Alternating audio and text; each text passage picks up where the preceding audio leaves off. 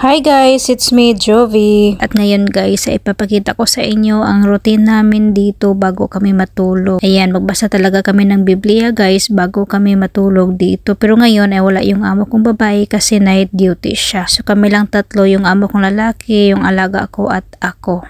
At dito ay sinabi ng amo kong lalaki ay Acts daw yung babasahin namin ngayon. At ayan, hindi ko alam kung ano ang Tagalog sa Acts, kaya hinahanap ko talaga kung ano ang Tagalog sa Acts sa Bible guys, pero hindi ko talaga mahanap, kaya mayaman ako magsabi sa amo ko na hindi ko alam kung ano ang Tagalog sa Acts. At dito sinabi na ng amo ko na si Jennifer daw una magbasa chapter 1 verse 1 to 14, tapos ako naman sa verse 15 to 26. At sinabi ko na talaga na hindi ko pa nahanap, kaya ayan, tinulungan ako ng alaga ko. At dito guys, sinabihan ako ng amo ko na bakit hindi ko daw memorize yung mga Bible books name. At ayan, yung mukha akong napahiya. Tingnan nyo naman, tawa-tawa lang yan, pero napahiya na yan. Dati napagalitan na kami ng amo kong lalaki, kami ng alaga ko guys, kasi hindi namin na-memorize yung mga pangalan ng mga books. At sabi ni sir, kapag mga artista daw, memorize daw namin, pero yung mga pangalan sa Bible ay hindi daw namin na-memorize, kaya palagi kami napagalitan. Buti ngayon hindi ako pinagalitan ng amo ko, pinagsabihan lang ako. Pero ayan guys, nakakahiya talaga sobra, kasi bakit hindi ko talaga ma-memorize yung mga pangalan. Mahirap kasi guys pag Tagalog, as in nahihirapan ako pag Tagalog. Siguro pag Bisaya kaya pa, pero Tagalog nako.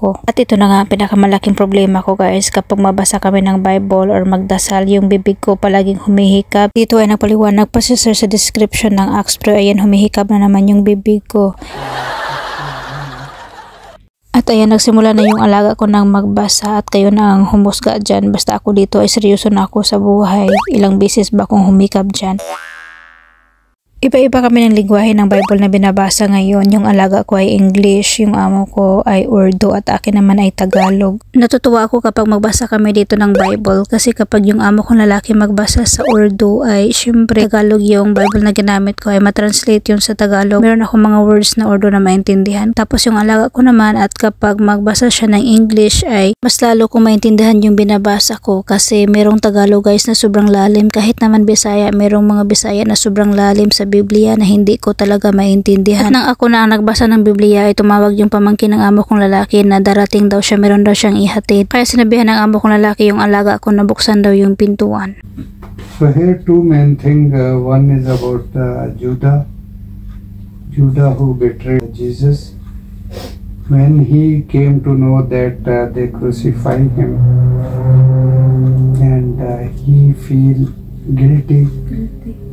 And he went and he hanged himself. First he take that money which he took and he throw there. He said, you take your money, I don't deserve this, or this is not good.